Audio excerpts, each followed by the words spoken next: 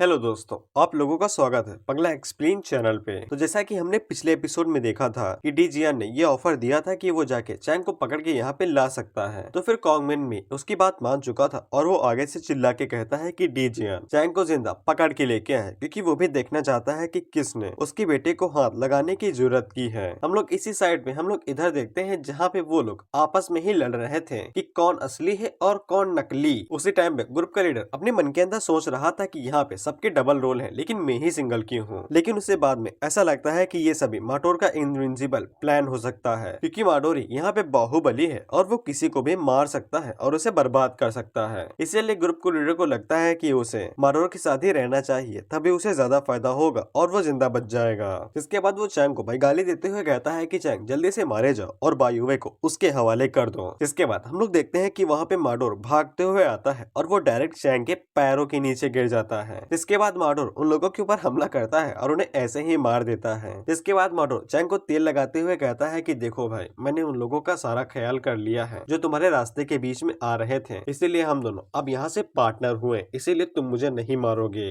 इस पे चैंग उसे कहता है ठीक है बाबू, चलो थोड़ी सी बातें कर लेते हैं। जिसके बाद हम लोग देखते हैं कि चैंग ने माडोर से पूछा था कि ये आर्टिफैक्ट काम कैसे करता है और इसकी एबिलिटी क्या है। जिसपे माडोर ने चैंग को बता दिया था कि ये जो आर्टिफैक्ट है ये टाइम और स्पेस को कंट्रोल कर सकता है। आसान शब्दों में ये जो आर्टिफैक्ट है ये सबसे पहले टाइम को कंट्रोल करता है, जिससे वो मरे हुए को जिंदा कर देता है, लेकिन उसी के साथ ये टाइम को पीछे भी करता है, वो भी स्पेस के साथ। इसीलिए वहाँ पे दो क्लोन हो जाते हैं, क्योंकि इस आर्टिफैक्ट की सेकंड एबिलिटी टाइम रीजनरेशन है, जिसके अंदर जो समय है वो एक पॉइंट तक वापस चला जाता है। इसीलिए चैंग और बायोवे ने जितने भी पॉइंट और कल्टीवेशन ने इकट्ठा किया था वो टाइम और स्पेस की वजह से जब वो वापस गए थे, इसीलिए वो फिर से कम होने लगे थे और इसी वजह से चैंग के पॉइंट और बायो की कल्टीवेशन वो कम हो गई थी। लेकिन समस्या यहाँ पे ये हो चुकी थी कि टाइम और स्पेस के वापस जाने की वजह से अब यहाँ पे दो दो चैंग और दो दो बायुवे हो चुकी थी। इसके बाद भाई जो पहले वाला चैंग था, यानी कि ये दोनों असली तो हैं, लेकिन पहले और बाद वाला चैंग वो दोनों अलग हैं। इसीलिए पहले वाला चैंग बाद वाले चैंग से कहता है कि तुम नकली हो, लेकिन बाद वाला चैंग उससे कहता है कि मैं नहीं, तुम नकली हो, और वो दोनों इसी बात के ऊपर एक दूसरे से लड़ने लगते हैं। इसीलिए उन दोनों के पास असली कौन है ये पता लगाने का बस एक ही रास्ता था और वो था महायुद्ध। जिसके बाद दोनों चैंग एक दूसरे के साथ भिड़ जाते हैं और वहाँ पे पूरी ताकत को रिलीज करते हुए एक दूसरे के साथ फाइट करने लगते हैं। पहले वाला चैंग दूसरे चैंग के ऊपर यांग फिंगर का इस्तेमाल करता है, तो फिर सामने वाला चैंग उसे आराम से ब्लॉक कर लेता है। जिसके बाद दूसरा यांग पहले वाले चैंग के ऊपर वहाँ पे एनर्जी बीम और एनर्जी बॉल का इस्तेमाल करता है अटैक करने के लिए, जिससे वहाँ पे तगड़ धमाका तो होता है, लेकिन उन दोनों के अटैक से कुछ भी नहीं हुआ था। लेकिन माडोर की फटके चार हो चुकी थी और वो बेचारा पेड़ के पीछे बैठा हुआ सोच रहा था कि ये दोनों राक्षस हैं और इन्हें खुला किसने छोड़ा, इन्हें तो बांध के रखना चाहिए। ये तो कहो कि माडोर की किस्मत अच्छी है कि उसके पास आर्टिफैक्ट था, नहीं तो अगर वो चैंग से थोड़ा टाइम पहले मिला होता तो फिर चैंग उसका यूं ही तेल निकाल लेता और उसे पसीज देता। जिसके बाद वो दोनों चैंग अपने मन के अंदर यही सोचते हैं कि यहाँ पे पावर लेवल, मेथड, टेक्निक्स वो सभी एक ही हैं, इसीलिए उन्हें वेरीफाई करने का तरीका बदलना चाहिए। जिसपे वो दोनों चैंग राजी होते हैं। जिसके बाद वो दोनों चैंग फैसला करते हैं कि वो यहाँ पे सवाल जवाब खेलेंगे और फालतू के क्वेश्चंस को इग्नोर करने के लिए वो दोनों फैसला करते हैं कि वो दोनों बायुवे से सवाल जवाब खेलेंगे। बायुवे उनसे सवाल पूछेगी और उन दोनों चैंग को सामने से जवाब देना पड़ेगा। जिसके बाद दोनों बायुवे आगे बढ़ती हैं और वो चैंग से पहला सवाल पूछती हैं, क्या चैंग बायुवे को पसंद करता है? अगर चैंग गलत जवाब देता है तो फिर उसे सर के ऊपर टपली पड़ेगी और वो दोनों चैंग नकली हो जाएंगे। इस पे चैंग कोई भी जवाब नहीं दे पाता है और वो पूछता है कि कोई दूसरा सवाल है क्या, जिसपे दोनों बायुवे वहाँ पे दूसरा सवाल पूछती हैं कि चैंग ने अपने पूरे जीवन के अंदर ऐसी कौन सी शर्मनाक चीज की है जिसके ऊपर चैंग को बेहद शर्म आती है। चैंग आगे से जवाब देता है कि उसने किसी कॉन्टेस्ट के अंदर बहुत अच्छे से मैच जीता था। जिसके बाद उसने वहाँ पे शो ऑफ करते हुए अपनी पॉकेट के अंदर अपना हाथ डाल लिया था। हालांकि चैंग को इसके बारे में जरा सा भी अंदाजा नहीं था कि उसका दुश्मन कौन था, लेकिन दोनों बायुवे इसका मतलब गलत समझ लेती हैं और उन्हें ऐसा लगता है कि चैंग इतना ज्यादा शक्तिशाली है कि उसे अपने दुश्मन के बारे में सोचने की जरूरत ही नहीं पड़ती है, बोले तो महामहिम। इसके बाद चैंग को बहुत ज्यादा शर्म आने लगती है और वो दोनों ही अपना सर छुपाने लगते हैं। लेकिन बायुवे यहीं पे नहीं रुकती है और वो आगे से कई सारे सवाल पूछने लगती हैं कि चैंग ने ऐसे कौन कौन से काम किए हैं जिससे उसे और भी ज्यादा शर्म आती है, और चैंग ने अभी तक कितनी सारी औरतों को एडमायर किया है और वो कितने साथ के साथ सो चुका है। जिसपे चैंग काफी ज्यादा परेशान हो जाता है क्योंकि वो इतने सारे सवालों का जवाब नहीं दे सकता था। इसीलिए वो दोनों ही वहाँ पे सवाल जवाब वाला खेल बंद कर देते हैं और अपने मन के अंदर सोचते हैं कि मैं बायुवे को ये नहीं बता सकता हूँ कि पिछले 20 सालों से मैंने अभी तक किसी को हाथ भी नहीं लगाया है। इसके बाद दोनों चैंग एक दूसरे के कंधे के ऊपर हाथ डालते हैं और कहते हैं कि चल भाई, हम लोग कोई नया तरीका ढूंढ लेंगे इन्फॉर्मेशन को शेयर करने का, लेकिन इससे सवाल नहीं पूछेंगे। जिसके बाद हम लोग डी जियांग को देखते हैं जो कि अपनी पूरी आर्मी लेके सीक्रेट डोमेन के थोड़ा सा बाहर पहुंच चुका था।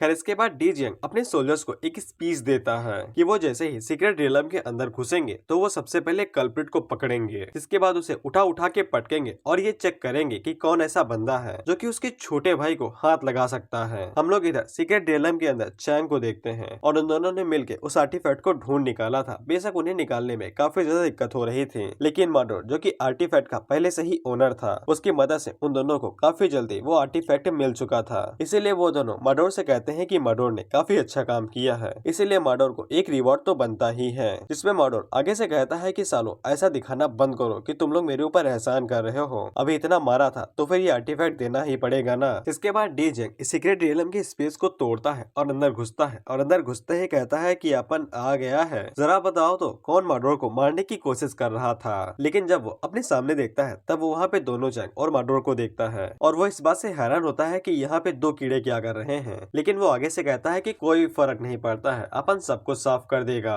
खैर माडोर जैसे ही वहाँ पे डी जियांग को देखता है तब वो काफी खुश हो जाता है और उसको फिर से उम्मीद की किरण दिखाई देने लगती है कि वो दोबारा जिंदा बच सकता है। खैर दोनों चैंग आगे से डी जियांग को घूरते हुए कहते हैं कि ऊपर से नीचे देखने तक तो ये पक्का कोई हाई स्टेटस वाला डीमन क्लैन का डीमन लगता है और साथ ही में इसकी कल्टीवेशन भी इमॉर्टल वनरेबल तक है, यानी कि पैसा काफी मिलने वाला है। डी जियांग की आर्मी के जो सोल्जर्स और कमांडर थे वो सभी बिल्कुल चैंग को हल्के में लेते हैं, यानी कि चाय में पड़ी चाय पत्ती की तरह। लेकिन उन्हें क्या पता था कि चैंग क्या बवाल चीज है। खैर इसके बाद डी जियांग उन्हें ऑर्डर देता है कि वो जल्दी से आगे बढ़े और दोनों चैंग को बीच से चीर दें। चैंग आगे से तालिक बजाता है और अपने सिग्नेचर मूव का इस्तेमाल करते हुए वहाँ पे दो दावे ड्रैगन को समन करता है। वो दोनों ड्रैगन आगे बढ़ते हैं और एक ही बार में आधी आर्मी को निगल जाते हैं और उन्हें बीच से चीर देते हैं। खैर माडोर जैसे ही देखता है कि दोनों चैंग बड़ी आसानी के साथ इमॉर्टल वनरेबल और इमॉर्टल एम्परर जितने डीमंस को यूं चुटकियों में मारे दे रहे हैं, तो फिर उसकी जो उम्मीद की किरण थी वो धीरे धीरे करके कम होने लगती है। खैर डी जियांग वहाँ से खिसकते हुए कहता है कि इससे पहले उन दोनों राक्षस की नजर मेरे ऊपर पड़े, मैं यहाँ से खिसक लेता हूँ जब तक वो दोनों डी जियांग के साथ निपटते हैं। इसके बाद माडोर तो भाई वहाँ से खिसक लेता है। खैर डी जियांग के पसीने छूट जाते हैं जब वो अपनी बेहतरीन आर्मी को इस तरह से मरते हुए देखता है और वो अपने मन के अंदर यही सोचता है कि ये दोनों साले हैं कौन जिनके पास इतनी ज्यादा कल्टीवेशन है कि वो उस आर्मी को यहाँ पे मारे दे रहे हैं, जिसने हजारों सालों तक बैटलफील्ड में फाइट की है और वो किसी के सामने भी अपना सर नहीं झुकाते हैं और शान से खड़े रहते हैं। लेकिन इन दोनों मॉन्स्टर के सामने वो एक ही झटके में वाइप आउट हुए जा रहे हैं। खैर अब डी जियांग की फटने लगी थी, इसीलिए वो सोचता है कि वो अभी के लिए दो डोमेन मास्टर के साथ नहीं निपट सकता है, इसीलिए तुरंत उसे यहाँ से खिसक लेना चाहिए। जिसके बाद जब उसकी कल्टीवेशन बढ़ जाएगी तब वो यहाँ पे दोबारा आ जाएगा फाइट करने के लिए। जिसके बाद डी जियांग वहाँ से तुरंत खिसकने लगता है। चैंग उसे भागते हुए देख लेता है और उसे कहता है कि भाग कहाँ रहे हो, अभी भी कुछ सवाल पूछने हैं, ऐसे थोड़ी ना जाने दूंगा। एक चैंग पहले वाले चैंग से कहता है कि मैं उसे जाके रोकता हूँ, जिसके बाद तुम उसे पकड़ लेना और सवाल जवाब करना। जिसके बाद जी डियान वहाँ से भाग ही रहा था कि वहाँ पे जल्दी से चैंग आ जाता है, जो कि उसके कंधे के ऊपर हाथ रखता है और उसे कहता है जा कहाँ रहे हो भाई, अभी हमें चाय पी के थोड़ी सी बात करनी है। डी जियान इसे काफी ज्यादा हैरान हो जाता है और वो सोचता है कि ये साला काफी तेज है। इसके बाद वो वहाँ पे अपनी सोल ट्रांसफॉर्मेशन टेक्निक का इस्तेमाल करता है, जिसको डी जियान ने अभी तक पूरी तरीके से सीखा नहीं है, लेकिन अब बात जिंदगी और मौत की आ चुकी है तो फिर वो ये रिस्क लेने के लिए मान जाता है। जिसके बाद हम लोग देखते हैं कि जी डियान वहाँ पे अपनी सीक्रेट टेक्निक का इस्तेमाल करता है, जिसका नाम था 10,000 सोल पाम। उसी के बाद हम लोग देखते हैं कि आसमान में कई सारे सोल पाम आते हैं और वो चैंग के ऊपर हमला करने के लिए रेडी हो रहे थे। वो पाम अटैक जैसे ही चैंग के ऊपर गिरता है तो फिर वहाँ पे एक बहुत बड़ा धमाका होता है। डी जियान इसी का फायदा उठाता है और वो तुरंत वहाँ से भागने की कोशिश करने लगता है। उसी टाइम पे चैंग आगे बढ़ता है और उसके मुंह के ऊपर किक मार के उसे पीछे पटक देता है। जिसके बाद चैंग वहाँ पे वंग यांग फिंगर टेक्निक का इस्तेमाल करता है और डी जियान के ऊपर हमला करता है। यांग फिंगर उसके सीने को चीरते हुए पार निकल जाती है, जिसके बाद उसकी बॉडी जलना शुरू हो जाती है और वो वहाँ पे मरने लगता है। दोनों चैंग अपने मन के अंदर सोचते हैं कि वन यांग फिंगर टेक्निक पहले से ज्यादा बेहतर हो चुकी है और इसकी जो पावर थे वो भी काफी ज्यादा बेहतरीन और ताकतवर हो चुकी है। चैंग भी अपने मन के अंदर सोचता है कि अटैक पावर पहले से और भी ज्यादा इफेक्टिव हो गई है। हालांकि उसकी पावर इतनी ज्यादा नहीं बढ़ी थी, लेकिन वो पहले से थोड़ी सी तो बढ़ी थी और उसे याद आता है जब उसने किसी एक के ऊपर हमला करने की कोशिश करी थी तब वो अटैक फिर से वापस हो चुका था और उसे ये भी बात समझ में नहीं आई थी। लेकिन बाद में उसे पता चल जाता है कि ये सब कुछ आर्टिफैक्ट की वजह से हो रहा था। जिसके बाद हम लोग देखते हैं कि आर्टिफैक्ट के अंदर से आर्टिफैक्ट स्पिरिट बाहर निकलती है, जिसको देख के चैंग काफी ज्यादा हैरान हो जाता है। हमें आर्टिफैक्ट स्पिरिट के बारे में बताया जाता है कि ये काफी ज्यादा रेयर होती है और उनको मिलना काफी ज्यादा मुश्किल होता है और उनको सिर्फ रिफाइन एशियन गॉड ही कर पाते हैं, लेकिन इसका जो सक्सेस रेट होता है वो भी काफी ज्यादा कम होता है। और दूसरी बात, इनके पास सोचने समझने की शक्ति होती है, यानी कि इंसानों की तरह। जिसके बाद वो आर्टिफैक्ट स्पिरिट चैंग को गले लगा लेती है और उसे मदद मांगने लगती है कि चैंग उसके मास्टर की मदद कर ले। उसी टाइम पे बायुवे वहाँ पे भागते हुए आती है और वो चैंग को खबरदार करती है कि वो जल्दी से आर्टिफैक्ट स्पिरिट से दूर हो जाए, नहीं तो वो स्पिरिट उसे अपने साथ ले जाएगी। लेकिन बायुवे की कोशिश को कोई भी फायदा नहीं होता है। तब तक वो स्पिरिट चैंग को अपने साथ ले जाती है और बायुवे के हाथ में ठेंगा आता है।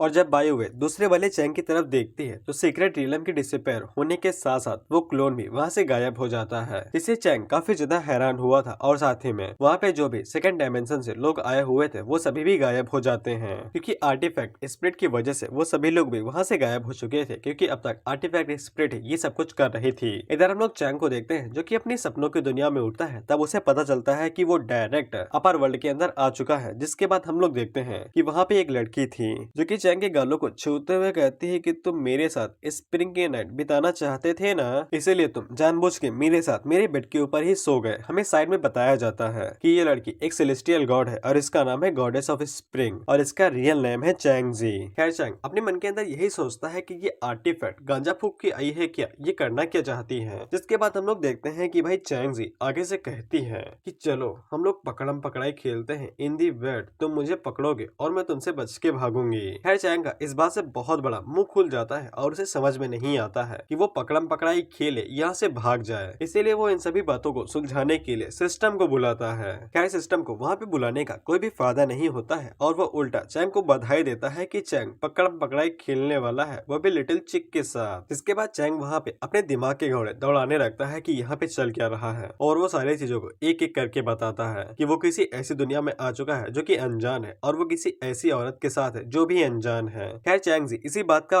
फायदा उठाती है और वो चैंग को नीचे दबा लेती है और उसे कहती है कि तुमने तो नहीं पकड़ा लेकिन मैंने पकड़ लिया है। इसके बाद वो चैंग के ऊपर ही बैठ जाती है और उससे कहती है लेट्स प्ले बूगी बूगी बू।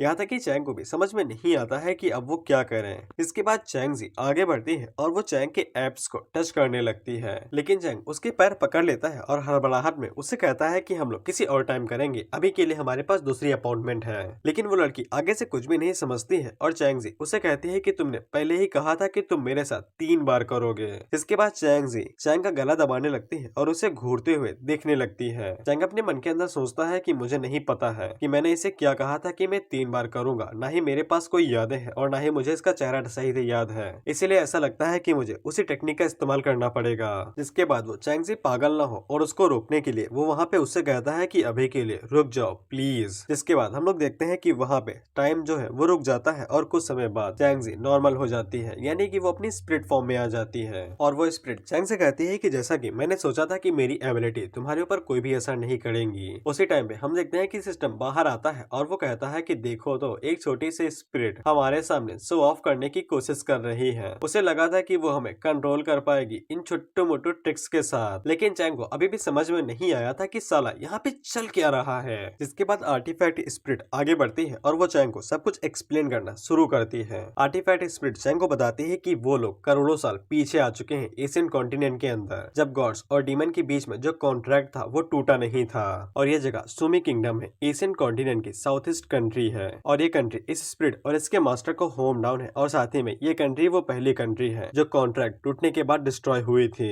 और चैंग यहाँ पे जो भी कांड करेगा उन सभी का असर फ्यूचर में पड़ेगा, क्योंकि इस स्पिरिट की यही एबिलिटी है कि वो टाइम और स्पेस को कंट्रोल कर सकती है। लेकिन जो चैंग वो यहाँ से बिलोंग नहीं करता है, लेकिन वो फिर भी उसकी मदद करेगी क्योंकि यहाँ पे एक मेल पेट है और वो स्पिरिट चैंग को उसी के साथ एसोसिएट करेगी जो कि इस डायमेंशन के अंदर एग्जिस्ट करता है। जिसके बाद वो स्पिरिट चैंग को उस मेल पेट की मेमोरीज देती है और अब से हम लोग उस बंदे की मेमोरीज देखेंगे जो कि करोड़ों साल पहले एशियन कॉन्टिनेंट के अंदर रहता था। चैंग और लाखों साल पहले वाला बंदा दोनों दिखने में सेम है, एक नाम जैसे ही है, लेकिन वो दोनों एक दूसरे के साथ कोई भी नाता नहीं रखते हैं। पहले ही बता दिया है, इसीलिए कंफ्यूज मत होना। हमें बताया जाता है कि ओरिजिनल ओरन का नाम चन चैंग आ है, साथ ही में उसके पास भी कल्टीवेट करने की कोई भी एबिलिटी नहीं है और वो एक नॉर्मल इंसान है। लेकिन इस मॉर्टल वर्ल्ड के अंदर वो काफी ज्यादा फेमस था because because of he has glowing skin and beautiful body. Basically चिकना था साला। जिसके बाद उन दोनों की मुलाकात हुई, यानी कि स्प्रिट्स की और साथ ही में पुराने वाले चैंग की। जिसके बाद उन दोनों को एक दूसरे से प्यार हुआ और बगियों में फूल खिल गए। जैसे ही उन दोनों ने एक दूसरे को चेहरे देखे, तैसे ही उन्हें एक दूसरे से बेइंतहा प्यार हो गया और उनके अंदर जरा सा भी सब्र नहीं बचा था, इसीलिए वो दोनों तुरंत भागते हुए ओयो गए एंड दे हैव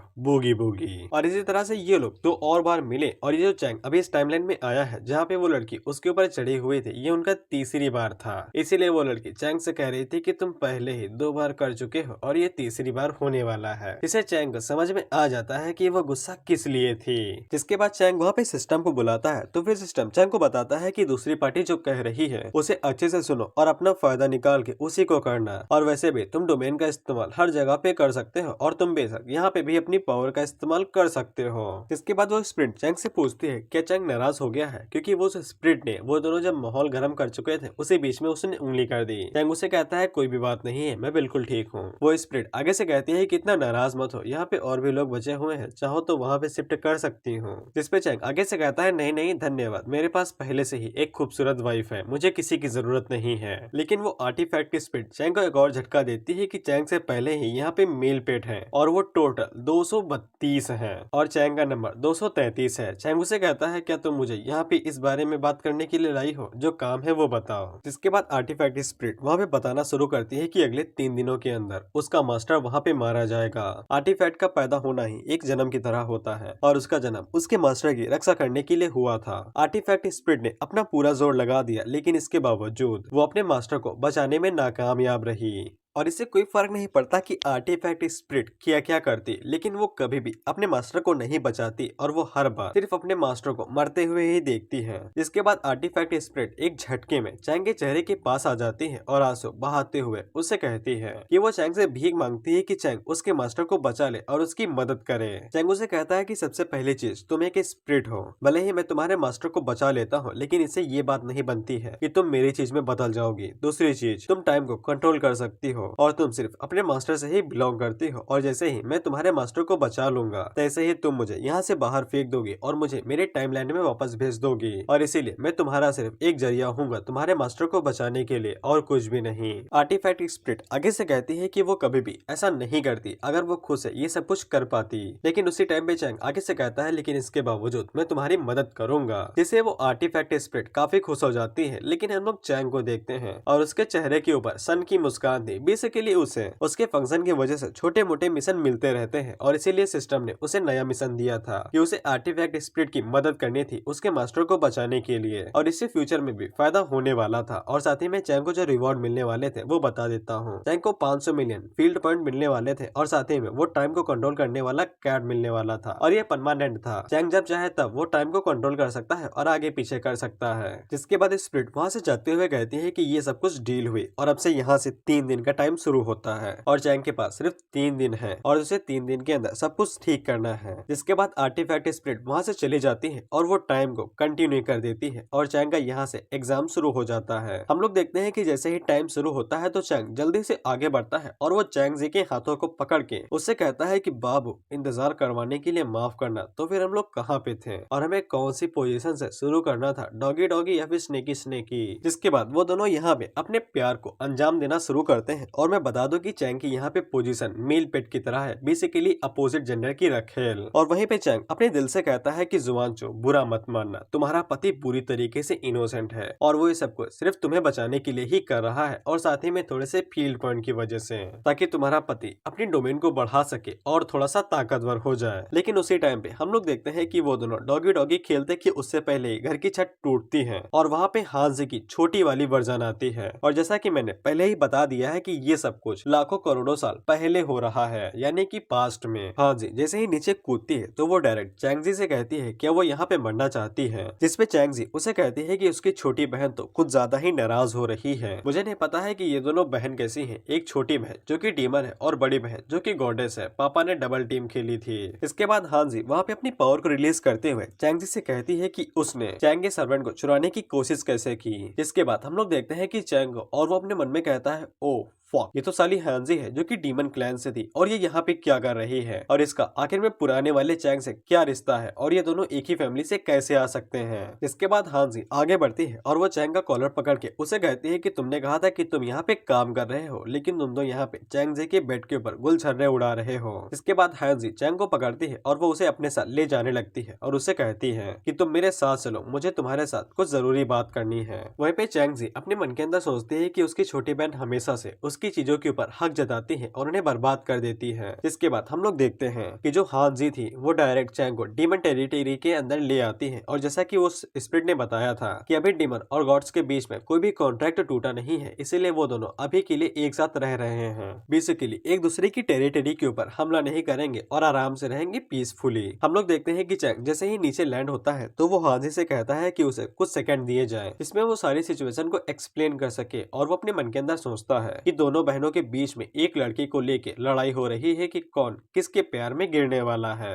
लेकिन हांजी चैंग से कहती है कि उसे यहाँ पे टाइम वेस्ट करने की जरूरत नहीं है और वो लोग पहले ही डीमन टेरिटरी के अंदर है और यहाँ पे चैंग जी नहीं आ पाएगी। इसलिए चैंग को जल्दी से हांजी को ये बता देना चाहिए कि चैंग को जो टास्क दिया गया था वो अभी तक पूरा क्यों नहीं हुआ, जिसे चैंग काफी ज्यादा हैरान हो जाती है क्योंकि उसे लगा था कि पुराना ओनर एक पालतू कुत्ते की तरह है और उसके पास कोई भी स्टेटस नहीं है, तो फिर उसका हांजी के साथ ये कैसा रिश्ता निकल आया। खैर हमें इसके बाद बताया जाता है कि हांजी ने पहले ही चैंग को अपने नौकर के तौर पर रख लिया था, जिसके बाद उसने ये प्लान किया था कि वो पुराने ओनर यानी कि चैंग को जल्दी से वहाँ पे भेजेगी, जिसके बाद वो उसका फायदा उठाएगी आर्टिफैक्ट को चुराने के लिए। और ओरिजिनल ओनर ये सब कुछ कर ही रहा था, लेकिन वो जल्दी से हांजी के पास गया और इस प्रोसेस को कंटिन्यू कर ही रहा था। लेकिन हमारा चैंग इन सभी प्लान के बीच में कूद गया और उसने पूरे प्लान की धज्जियां उड़ा दी। बेसिकली अपना महामहिम चैंग ओरिजिनल ओनर के अंदर कूद गया, जिसके बाद उसने प्लान की धज्जियां उड़ा दी। इसके बाद हांजी चैंग को घूरते हुए कहती है कि तुम आज अपने प्लान को तो करने में फेल हो ही गए, साथ ही में तुम चैंग जी के बिस्तर पे भी चले गए और अगर मुझे आने में 2 मिनट की देरी हो जाती तुम तो उसके घर भी जाने वाले थे। चैंग उसे कहता है नहीं नहीं, ये तो मेरे प्लान का हिस्सा था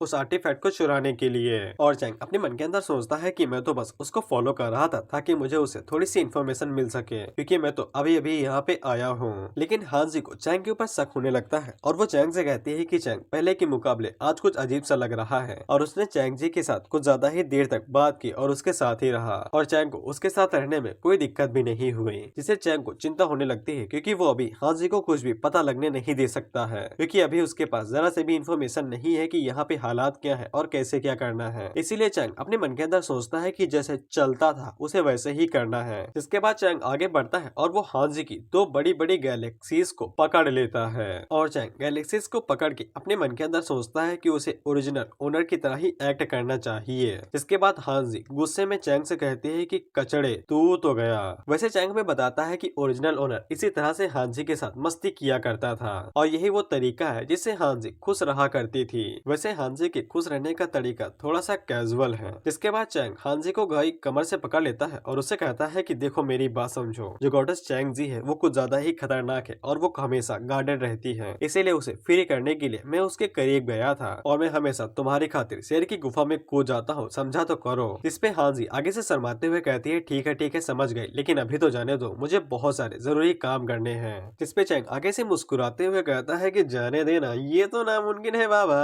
अपन तो कुछ ज्यादा ही लुच्चड़ है। इस पे सिस्टम भी उसे कहता है होस्ट मौके का फायदा उठा रहे हो आप। जिसके बाद चैंग ओरिजिनल ओनर को थोड़ी सी दुआएं देता है, ये कहते हुए कि आपके और हांजी के रिलेशन की वजह से मुझे आपकी थोड़ी सी खुशियां इनहेरिट में मिली है, इसीलिए मैं कुछ ज्यादा ही खुश हूँ, आपकी आत्मा को शांति मिले। इसके बाद हम लोग स्विमिंग बॉर्डर को देखते हैं और जैसे ही हांजी और चैंग वहाँ से गुजरते हैं तो जो भी डीमन थे वो सभी उनके बारे में बातें करने लगते हैं कि हांजी के पास अभी भी इतनी हिम्मत है कि वो यहाँ पे अपनी शकल दिखाने के लिए आ चुकी है। दरअसल हांजी हमेशा गॉड रियलम के पास ही रहा करती थी, यानी कि इंसानों वाली जगह पे, और साथ ही में वो अपने साथ कई बार चैंग को भी यहाँ पे लेके आई है, जो कि काफी खराब बात मानी जाती है डीमंस के लिए। उसी टाइम पे हम लोग देखते हैं कि 2-3 बच्चे हांजी के ऊपर पत्थर फेंक के मारते हैं और उससे कहते हैं कि उसे यहाँ से तुरंत निकल जाना चाहिए, क्योंकि हांजी हमेशा यहाँ पे बुरी किस्मत लेके आती है। और वो साथ ही में चैंग की बेइज्जती करता है, ये कहते हुए कि चैंग गली का कुत्ता है जिसके बाल सफेद है, और वो साथ ही में हांजी के पैर चाटा करता है, जिससे चैंग को समझ में आ जाता है कि हांजी की किस्मत डीमन रियलम के अंदर कुछ ज्यादा अच्छी नहीं है और उसे हमेशा परेशान किया जाता है। जिसके बाद हम लोग देखते हैं कि हांजी किसी टेंट के पास पहुंच जाती है जहाँ पे वो अंदर जाने वाली थी, लेकिन वो अंदर जाने मारने से पहले चैंग से कह के जाती है कि यहाँ से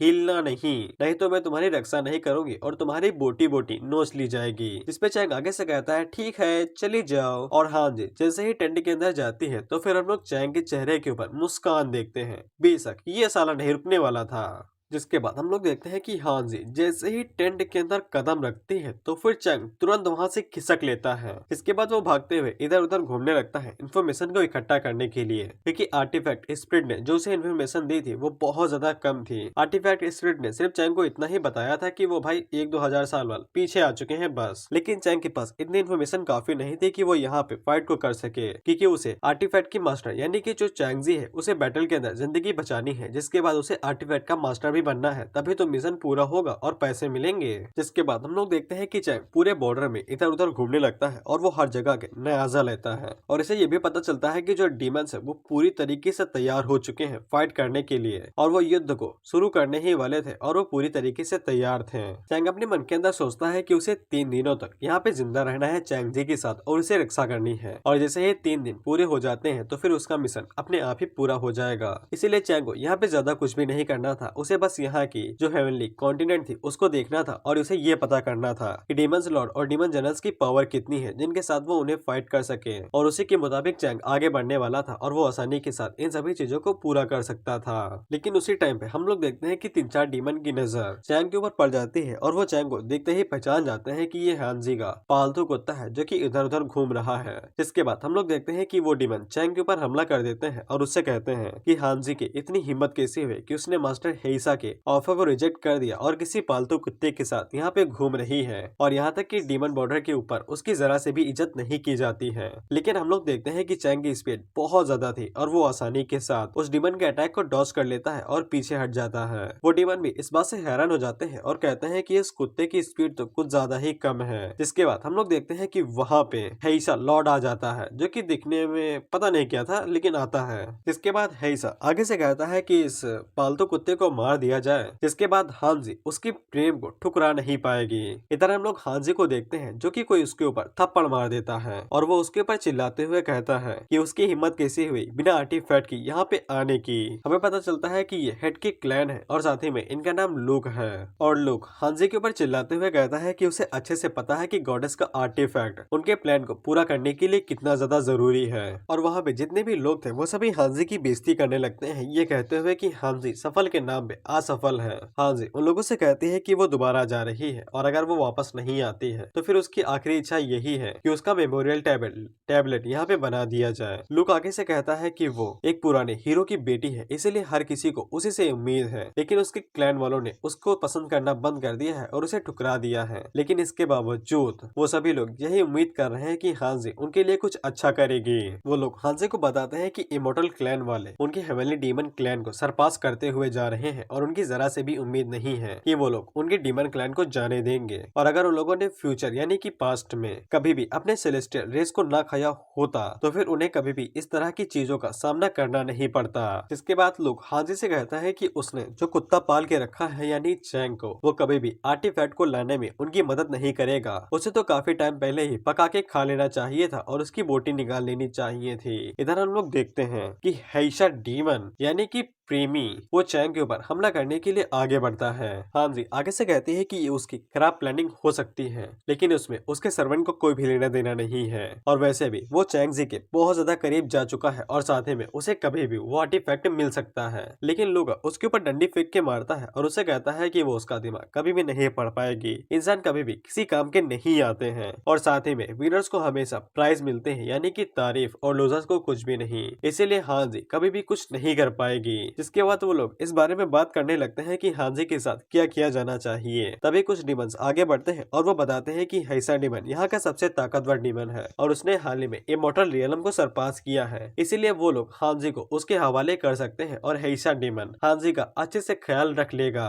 जिसके बाद लोग भी इस बात के लिए मान जाता है और वो कुछ लोगों को कह के हेइसा डीमन को बुलाने के लिए कहने लगता है। लेकिन उसी टाइम पे एक सर्वेंट वहाँ पे भागते हुए आता है और वो बताता है कि हेइसा डीमन अचानक से मारा गया है, और उसके जितने भी साथी थे वो सभी भी मारे गए हैं, जिससे लूक का मुंह बाहर आ जाता है और उसकी सांसें अटक जाती हैं। वो डीमन ल्यूक को बताता है कि हेक्सा डीमन एरिना के कोने पे मरा हुआ मिला है और उसके जितने भी फॉलोअर्स थे वो सभी भी मारे गए हैं। इसके बाद वो सभी भागते हुए बाहर की तरफ जाने लगते हैं क्योंकि उन्हें ऐसा लगता है कि किसी इमोर्टल ने वहाँ पे हमला कर दिया है और उनका खेल यहीं पे खत्म होने वाला है। इसके बाद हानजी भी मौके का फायदा उठाती है और वो चैंग को ढूंढने के लिए आगे बढ़ने लगती है, लेकिन जब वो अपने साइड में देखती है तब चैंग कोने में बैठा हुआ था और उससे पूछता है कि बातें हो गई। जिसके बाद हानजी चैंग को पकड़ती है और उसे कहती है कि हम लोग इमोर्टल रियलम में जा रहे हैं, वैसे भी हमारा टास्क अभी तक पूरा नहीं हुआ है। जिसके बाद हम लोग देखते हैं कि चैंग जैसे ही अंदर जाने वाला था तो फिर सिस्टम उसे बताता है कि उसे वो पॉइंट मिल चुके हैं जो उसने हेक्सा डीमन और उसके फॉलोवर को मारे थे।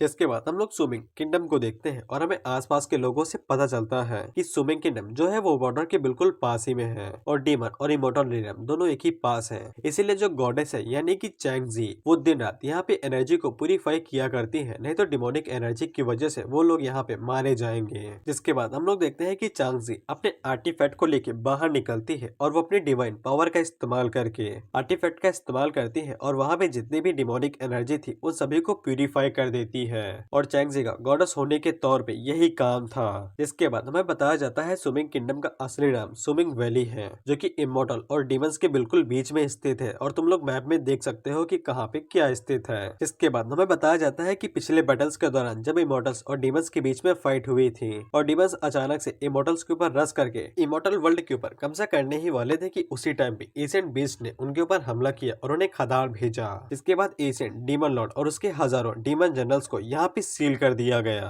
और उस भयानक युद्ध के बाद जितने भी इंसान बचे थे और साथ ही में इमोर्टल्स थे उन सभी ने फैसला किया कि वो लोग इस वैली को सुमिंग किंगडम का नाम देंगे और इसी को अब से नया घर कहेंगे और बिल्कुल उन्होंने वैसा ही किया। लेकिन इसके अलावा जो डिमोनिक एनर्जी थी वो लगातार डिमोनिक अबायस कॉन्टिनेंट से भेजी जा रही थी, इसीलिए जो सील थी वो हमेशा धीरे धीरे के टूटा करती थी और डीमन लॉर्ड ने भी कभी भी गिव अप नहीं किया था और वो भी सील को तोड़ने की कोशिश किया करता था। इसीलिए यहाँ पे गॉडेस को रखा गया था जो कि एक प्यूरिफिकेशन सेरेमनी को रखती थी, जिसकी मदद से वो इविल एनर्जी को यहाँ से प्यूरिफाई करती थी और उसे महीने में 3-4 बार ऐसा करना ही पड़ता था। बेसिकली डिमोनिक एनर्जी सील को तोड़े तो फिर गॉडेस आके डिमोनिक एनर्जी को ही साफ कर दे और यही चैंग जी का काम था। लेकिन वहाँ के जितने भी लोग थे वो सभी चैंग जी को अपना भगवान मान लेते हैं और उसको पूजने लगते हैं, लेकिन चैंग जी को ये काफी ज्यादा परेशान करता है और उसे ये अनोइंग लगता है। जिसके बाद वो पीछे मुड़ के जो सील को मेंटेन करने की कोशिश कर रहे थे उनसे कहती है कि मैंने कितनी बार कहा है कि किसी को भी यहाँ पे आने न दिया जाए। ये सभी लोग बहुत ज्यादा परेशानी खड़ी करते हैं और अगर गलती से भी सील टूट गई तो फिर कितने सारे लोगों की जान जा सकती है।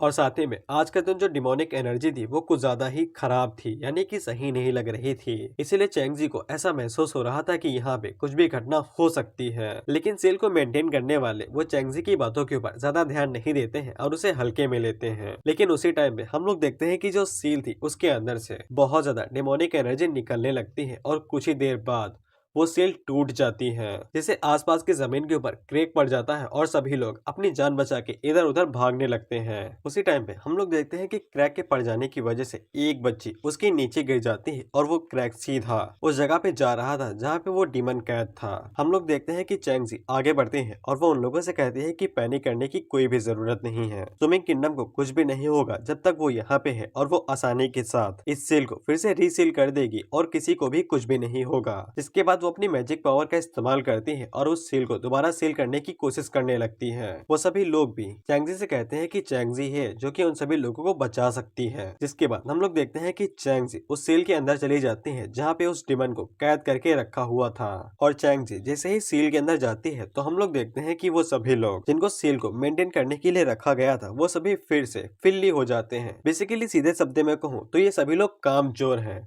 और ये सारा काम चैंग जी के ऊपर छोड़ देते हैं और उन्हें लगता है कि चैंग जी कोई बाहुबली है जिसके बाद हमेशा के लिए फुल्ली स्टेमिना है और वो कभी थकती नहीं है। जिसके बाद अगला सीन सील अरे का होता है। हम लोग देखते हैं कि जैसे ही चैंग जी वहाँ पे आती है तो वो डिमन उसे कहता है कि हमारी मुलाकात फिर से हो गई है सेलेस्टियल रेस की लड़की, लेकिन इस बार हमारी मुलाकात पिछली बार से थोड़ा सा जल्दी हुई है और अगली बार जब मुलाकात होगी तब मैं सीधा ऊपर रहूंगा और मेरा रीबर्थ होगा। हम लोगों को पता चलता है कि ये एशियन डिमन लॉर्ड है और इसका नाम है टाओशी। चैंगजी टाओशी से कहती है कि जब तक वो जिंदा है वो कभी भी टाओशी को ऊपर जाने नहीं देगी और किसी को दोबारा मारने नहीं देगी। टाओशी उससे कहता है कि चैंगजी सेलेस्टियल की भेजी गई बस एक कठपुतली है और कुछ भी नहीं, और अगले 3 दिनों के अंदर टाओशी यहाँ से आजाद हो जाएगा। इसके बाद वो जैसे ही ऊपर जाएगा तो फिर वो तुरंत वहाँ पे युद्ध को शुरू कर देगा। इसके बाद वो 9 हेवंस के ऊपर हमला करेगा और उनको भी धूल चटा देगा और कोई भी उसे रोक नहीं पाएगा।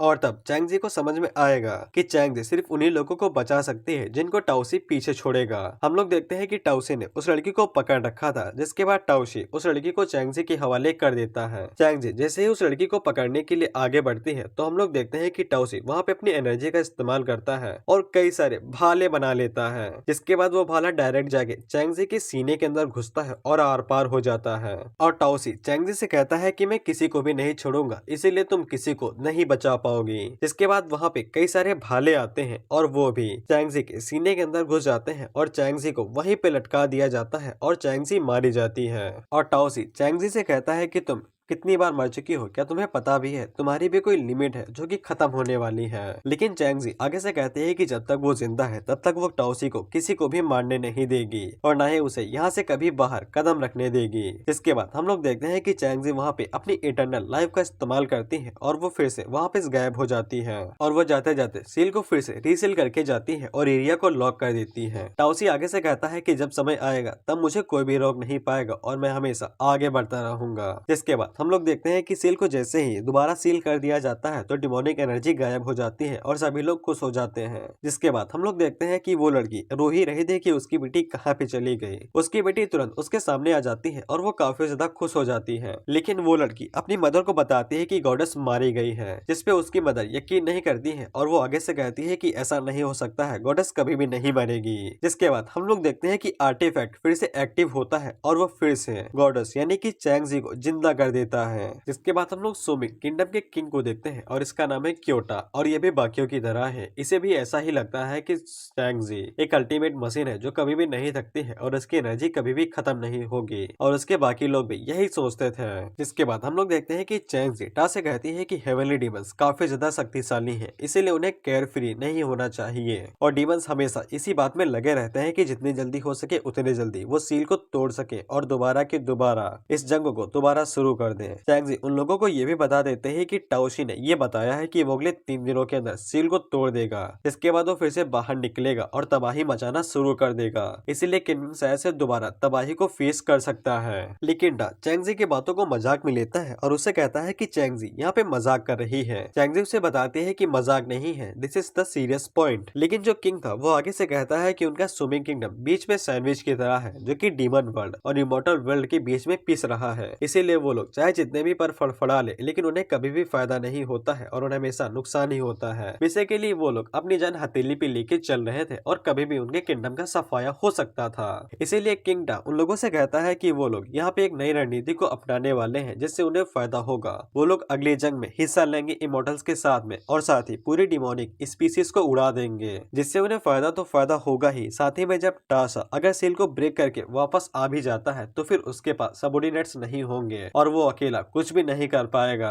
जिसके बाद वो सभी लोग मिलकर टाओशी को भी मार देंगे और उन्हें फायदा ही फायदा होगा। लेकिन चैंगजी वहाँ भी फिर से चिल्ला के कहती है कि बात को हल्के में ना लिया जाए। जिसके बाद वो वहाँ से जाते हुए कहती है कि किंग इस बात को ध्यान से लीजिए, अगर टाओशी बाहर आता है तो वो सबसे पहले आपकी ही गर्दन काटेगा। चैंगजी इतना कहने के बाद चुपचाप वहाँ से चली जाती है, लेकिन किंग डा फिर भी उसकी बातों को सीरियसली नहीं लेता है और वो आगे से कहता है कि लड़कियों की यही आदत होती है कि वो अपनी बात मनवाने के लिए कुछ भी बोल देती है। जिसके बाद हम लोग चैंगजी के मेंशन को देखते हैं और चैंगजी के मन के सामने हम लोग एक नए कुत्ते को देखते हैं जो कि खुद को कुछ ज्यादा ही ऊंचा समझता है, यानी कि इसकी शकल सूरत अच्छी है तो इसे ऐसा लगता है कि चैंगजी इसके ऊपर फिदा हो जाएगी। चैंगजी वहाँ पे आती है और वो उसकी शकल देखती है, जिसके बाद वो अपनी फीमेल सर्वेंट से कहती है कि ये नॉर्मल सा ही है, इसे दूसरे रूम में भिजवा दो। लेकिन वो जो चिकना बंदा था वो अपने आप को कुछ ज्यादा ही समझ रहा था, तो फिर चैंगजी ने जो बोला था वो उसके मन में इस तरह से हिट करता है कि चैंगजी उसे पसंद करने लगी है, क्योंकि उसने सुन रखा था कि चैंगजी को खूबसूरत आदमी कुछ ज्यादा ही पसंद है और उसे पूरा यकीन था कि उसकी ये 4000 साल की मेहनत रंग लाएगी, क्योंकि वो इतना सुंदर जो है। और वैसे भी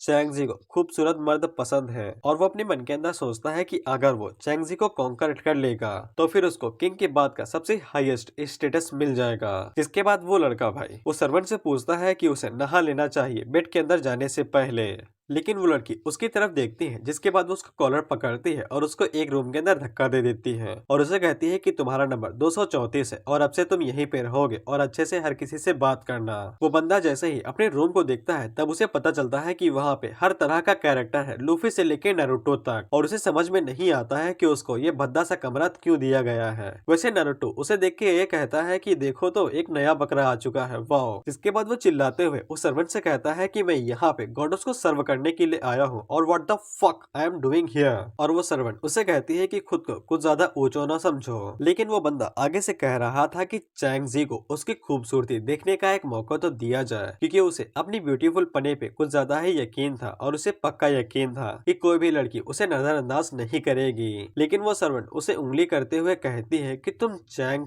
कैंग की एक उंगली के बराबर भी नहीं हो और इससे अच्छा यही होगा कि तुम अपनी दुनिया में ही जियो और रियलिटी में ना हो। जिसपे वो बंदा आगे से चिल्लाते हुए कहता है कि कौन है चैंग, जरा मुझे उसे देखने दो कि वो कौन सी खेत की मूली है। जिसपे वो सर्वेंट उसे कहती है कि तुम उसके बाल के बराबर भी नहीं हो, वो असल में गॉडेस का स्वीट हार्ट है। खैर उसी टाइम पे हम लोग उसके स्वीट हार्ट को देखते हैं। चैंगजी जैसे ही अपने कमरे के अंदर आए थे तब उसके सामने एक पोर्टल खुला हुआ था जिसको हांजी ने खोला था और चैंग उसे कह रहा था क्या इस टेलीपोर्टेशन की वजह से क्या मैं चैंगजी के दिल के अंदर जा सकता हूँ। चैंगजी जैसे ही उन दोनों को अपने कमरे के अंदर देखती है तब वो थोड़ा सा नाराज होती है और वो हांजी से कहती है कि एक सिर्फ यही है जो कि मेरे कमरे के अंदर इस तरह से टेलीपोर्टेशन सर्कल को खोल सकती है और वो है मेरी छोटी बहन। वहीं पे हांजी अपने मन के अंदर सोचती है कि वो घर के बाहर ही एग्जिट गेट को खोलने वाली थी, लेकिन चैंग कुछ ज्यादा ही चिपक रहा था इसीलिए उसका हाथ फिसल गया और वो यहाँ पे आ गई। खैर हांजी को सिर्फ आर्टिफैक्ट से मतलब है, बाकी सब गया तेल लेने। जिसके बाद हम लोग देखते हैं कि हांजी चैंग को चैंगजी की तरफ धक्का दे देती है और उससे कहती है कि ये नालायक कुत्ता सिर्फ तुम्हें ही प्यार करता है और मुझे ऐसा कुत्ता नहीं चाहिए, इसीलिए मैं यहाँ से जा रही हूँ। जिसके बाद वो जाते हुए चैंग से कहती है कि मैं तुम्हारे पैसे तुम्हारे अकाउंट में ट्रांसफर कर दूंगी। जिसके बाद वो चैंगजी से कहती है कि उसने सोचा भी नहीं था कि चैंगजी को कोई ऐसा सर्वेंट मिल जाएगा जो कि उसे इतना ज्यादा लॉयल होगा। जिसके बाद वो जाते हुए हल्के से चैंग से कहती है कि मिशन के बारे में मत भूलना। चैंग भी आगे से कहता है कि ओके नहीं भूलूंगा। वहीं पे चैंगजी को ये सब कुछ पता था कि ये दोनों मिलकर कौन सी मिली भगत कर रहे हैं और उसे ये भी पता था कि इन दोनों ने कौन सा प्लान बनाया है और कैसे ये लोग आर्टिफैक्ट को लेने वाले हैं। खैर वैसे चैंगजी हांजी को अपनी छोटी बहन ही मानती है और वो कहती है कि हांजी हमेशा से ही कमजी और बेवकूफ थी, वो हमेशा से अपनी बातों को बता देती थी भले ही वो छुपाना चाहती हो। जिसके बाद चैंगजी वहाँ से पीछे मुड़ जाती है और वो चैंग से कहती है कि चलो हम लोग चल के नहा लेते हैं और उसके बाद तुम मुझे अपनी सारी बातें बताओगे। जिसके बाद हम लोग चैंग के चेहरे के ऊपर शैतानी मुस्कान देखते हैं और वो कहता है कि वाओ वाओ, अब मैं सोचता हूँ कि मुझे कौन कौन सी ट्रिक का इस्तेमाल करना चाहिए। उसी टाइम पे सिस्टम चैंग के पास आता है और उसे कहता है host I have a good suggestion, I will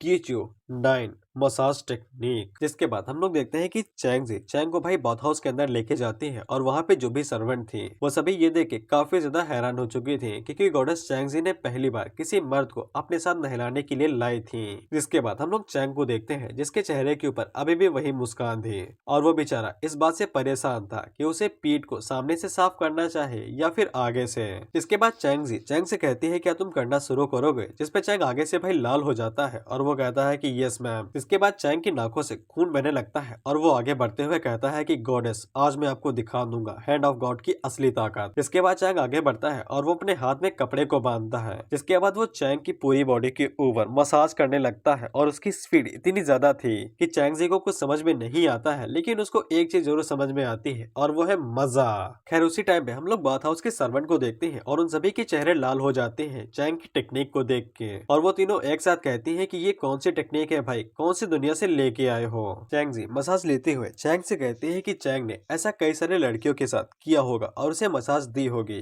basically वो हांजी का ताना चैंग को मार रही थी। इस पे चैंग आगे से कहता है कि चैंगजी वो पहली औरत है जिसको चैंग ने मसाज दी है और वो पूरी तरीके से ऑनेस्ट है। लेकिन जो चैंग था वो वहाँ पे जुआनचो के बारे में बता देता है कि वो काफी ज्यादा ऑनेस्ट बंदा है और उसने पहले किसी एक औरत को देखा है जो कि सबसे ज्यादा खूबसूरत है और वो उससे खूबसूरत लड़की से पहले कभी भी नहीं मिला है। लेकिन ये काफी दुख की बात है है कि जब मैं उससे मिला था तब मैंने कपड़े पहन रखे थे और ये सिचुएशन चैंग जी की सिचुएशन से बिल्कुल मैच कर रही थी। इसीलिए चैंग जी को ऐसा लगने लगता है कि चैंग उसके बारे में बात कर रहा है। इसके बाद चैंग वहाँ पे ये भी कहता है कि चैंग उसे शादी करेगा यानी जुवानचो से, जैसे ही उसे चीज मिल जाएगी यानी कि आर्टिफैक्ट। इसके बाद वो अपनी पूरी दुनिया बसा लेगा उसी के साथ यानी कि फैमिली पूरी करेगा।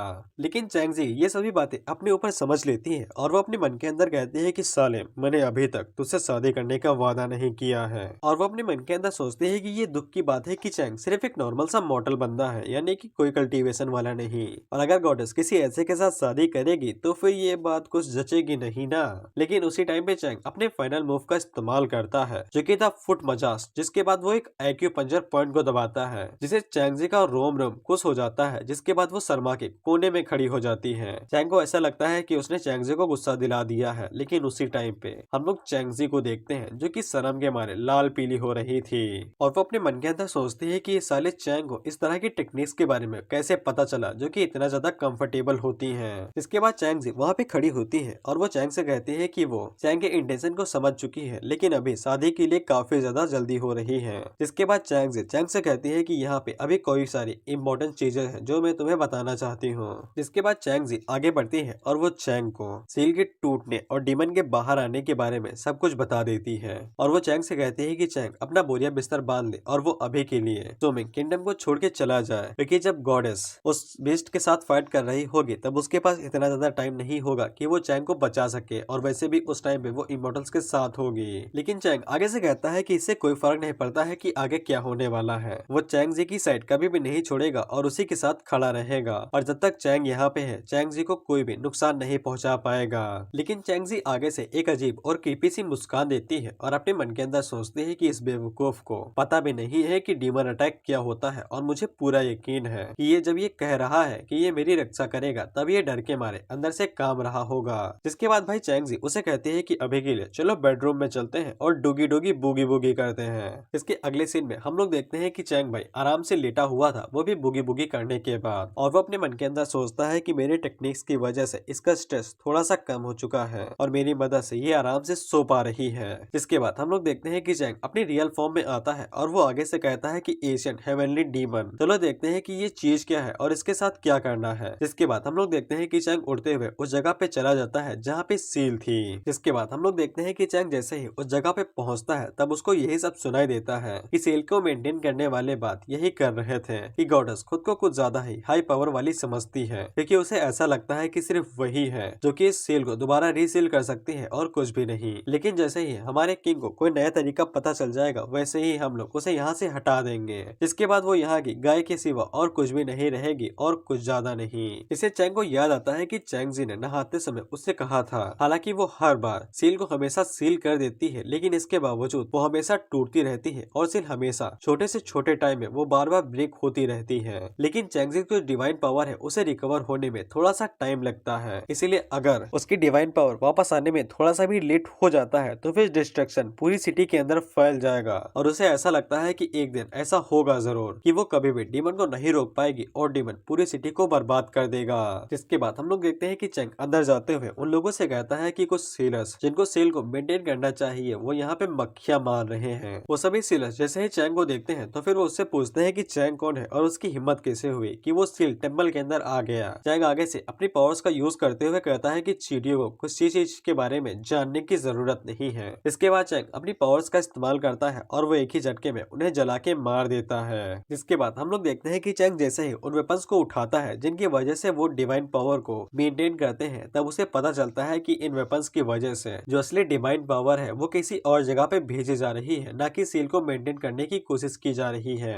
उसी टाइम पे हम लोग देखते हैं कि जो सील थी वो टूट जाती है और वो सील जैसे ही टूटती है तो फिर चैंग जी को भी इसके बारे में पता चल जाता है। हम लोग देखते हैं कि वो सील जैसे ही टूटती है तो फिर वहाँ पे बेहद डेमोनिक एनर्जी रिलीज होती है और वो एनर्जी पूरे सुमिंग किंगडम को चारों तरफ से घेर लेती है। इसके बाद चैंग जी तुरंत अपने बिस्तर से उठ जाती है और वो तुरंत उस तरफ आगे बढ़ने लगती है जहाँ से डीमन बाहर निकलने वाला था। इसके बाद हम लोग हान जी को देखते हैं और उससे भी पता चल जाता है कि एशियन डीमन आजाद हो चुका है और वो दोबारा जिंदा होने वाला है। और हान जी को इतना जरूर पता था कि सील बिना आर्टिफैक्ट के आजाद नहीं हो सकती है, इसीलिए हान जी को यकीन हो जाता है कि चैंग ने सक्सेसफुली उस आर्टिफैक्ट को चुरा लिया है चैंग जी के साथ। इसके बाद हम लोग देखते हैं किंग टाको जिसको खून के आंसू रोने की जरूरत पड़ रही थी और उसे यकीन ही नहीं होता है कि सील टूट चुकी है। जिसके बाद वो चिल्ला के कहने लगता है कि इमोर्टल वर्ल्ड के अंदर जाओ और उनसे मदद लेके आओ। इसके बाद अगला सीन डीमन डोमेन का होता है और हम लोग वहाँ पे कॉन्ग मिंग को देखते हैं और अभी के लिए ये असिस्टेंट कमांडर है। इसके बाद कॉन्ग मिंग अपने लोगों से कहता है कि टीम को असेंबल करो, हम लोग बैटल के लिए तैयार होने वाले हैं, हम लोग वहीं पे जा रहे हैं। जिसके बाद हम लोग टाओसी को देखते हैं और वो हंसते हुए कहता है कि जैसा कि मैंने कहा था कि इस दुनिया के अंदर अब कोई भी मुझे रोक नहीं सकता है। मैं दोबारा से सरफस के वापस जाऊंगा और पूरी दुनिया के अंदर तहलका मचा दूंगा और मैं इसकी शुरुआत इमोर्टल वर्ल्ड से करूंगा।